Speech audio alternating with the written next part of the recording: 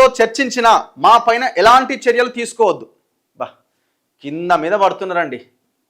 తప్పు చేసి మొత్తం రాష్ట్రాన్ని అప్పులపాలు చేసి మొత్తం అధోగతి పాలు చేసి మళ్ళీ మా మీద ఏమి యాక్షన్ తీసుకోవద్దని కోర్టులకు పోతుంది. ఇప్పుడు మీరు ఏ తప్పు చేయనప్పుడు కోర్టు ఎందుకు యాక్షన్ తీసుకుంటారు చెప్పండి?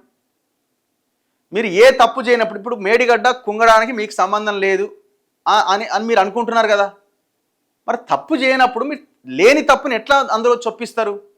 ఇదేమైనా ఇమ్మీడియట్గా ఏదో ఇప్పుడు మాలాంటి వాళ్ళని అరెస్ట్ చేసి మరి మీరే తప్పు చేయలేదా అని అంటే మీరేదో రకరకాల కేసులు పెట్టి లోపలేసినారు.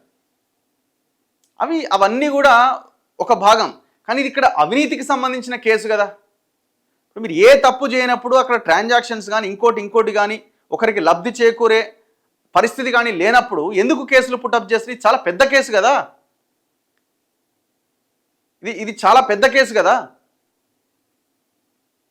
దాదాపు 1,00,000 కోట్లకు సంబంధించిన ప్రాజెక్ట్ కదా ఇది. దానికి ఒక కమిషన్ వేశారు కదా.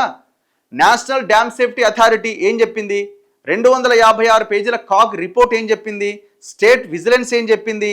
ఇవన్నీ పక్కకు పెడితే రాజ్యాంగం ప్రకారంగా చట్టబద్ధంగా వేసిన జస్టిస్ ఘోష్ కమిషన్ ఏం చెప్పింది? ఇవాళ అది అసెంబ్లీ ముందు పెట్టబోతున్నారు. ఇక పబ్లిక్ డొమైన్లోకి రాబోతున్నది నివేదిక. అందులో మీ తప్పు ఉండడం వల్లనే ఆ మేడిగడ్డ కుంగింది. క్వాలిటీ లేదు, డిజైన్ సరిగ్గా లేదు, మెయింటెనెన్స్ అసలే లేదు. ఈ 4-5 కారణాల చేత అది కుంగింది. దీని వెనకాల పెద్ద ఎత్తున అవినీతి జరిగిందని కనబడుతున్నది కదా.